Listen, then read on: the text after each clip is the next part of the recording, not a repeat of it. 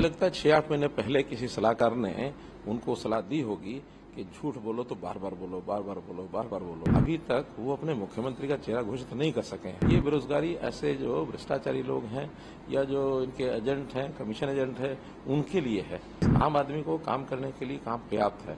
हरियाणा में औद्योगिक विकास इतना हुआ है कि हर आदमी को काम मिलता है। मुझे लगता है 6-8 महीने पहले किसी सलाहकार ने उनको सलाह दी होगी कि झूठ बोलो तो बार बार बोलो, बार बार बोलो, बार बार बोलो। गोएबल्स का एक सिद्धांत है कि बार बार झूठ बोलने से कभी कभी लोग भ्रमित हो जाते हैं, तो लोगों को भ्रमित करने के लिए उन्होंने एक हथकंडा बनाया था। लेकिन जैसे चुनाव नजदीक आए उनकी पोल पट्टी खुलने लग गई। उन्होंने सबसे पहले तो अपना कॉन्फिडेंस खो बैठे कि जब उन्होंने कहा कि हम किसी से गठबंधन करना चाहते हैं। गठबंधन किसी ने आगे बढ़ के किया नहीं। इसी प्रकार अभी तक वो अपने मुख्यमंत्री का चेहरा घोषित नहीं कर सके हैं। हमने मुख्यमंत्री का चेहरा घोषित किया। लोगों के जीवन को सरल बनाने में हमने कितने काम किए। आज भी जनता के, मैं कहता हूं, सिर चढ़ जैसे जादू बोलता है। बिना खर्ची, बिना पर्ची की नौकरी का विषय हर कोई करता है। ट्रांसफर पॉलिसी का विषय हर कोई करता है।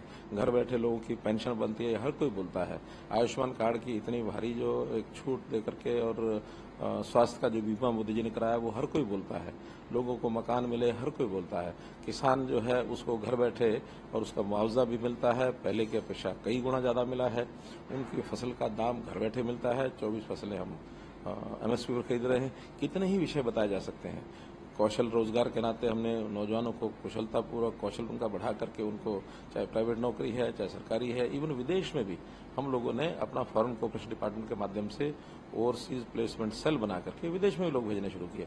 तो इसलिए इनकी किसी बात में दम नहीं है, कोई भी विषय नहीं है। इनके समय में कांग्रेस में लोग भयभीत थे,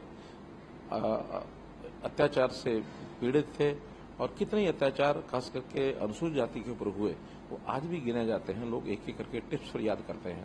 इसी प्रकार से उस समय भ्रष्टाचार का कितना बड़ा बोलबाला था। कोई व्यक्ति भी यानी उस भ्रष्टाचार से अछूता नहीं था। इनके जो एजेंट्स थे, इनके जो जितने बिचौलिए थे, उन सबको हमने भी बेकार कर दिया।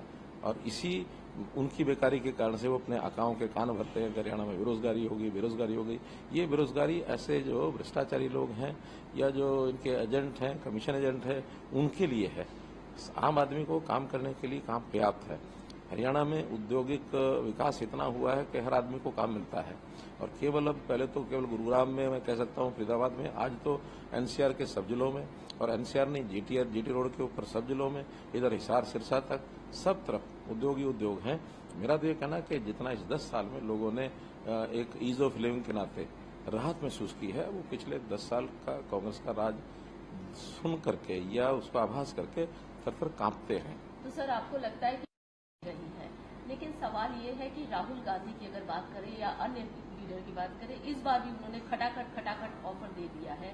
हिमाचल में भी हमने देखा, कर्नाटका में भी देखा, और कहीं ना कहीं वो ऑफर वोट में, उत्तर प्रदेश में भी कहीं ना कहीं वोट में तब्दील हो। आपको लगता है हरियाणा में भी ऐसा कुछ होने वाला है? जब एक आध जगह इनको वोट में तब्दील होते दिखा, उसके बाद जिस प्रकार से इन्होंने यानी बैक एंट्री की है, जिस प्रकार से इन्होंने अपने आप को पीछे हाथ पैर खींचे हैं, वो भी जनता को दिखता है।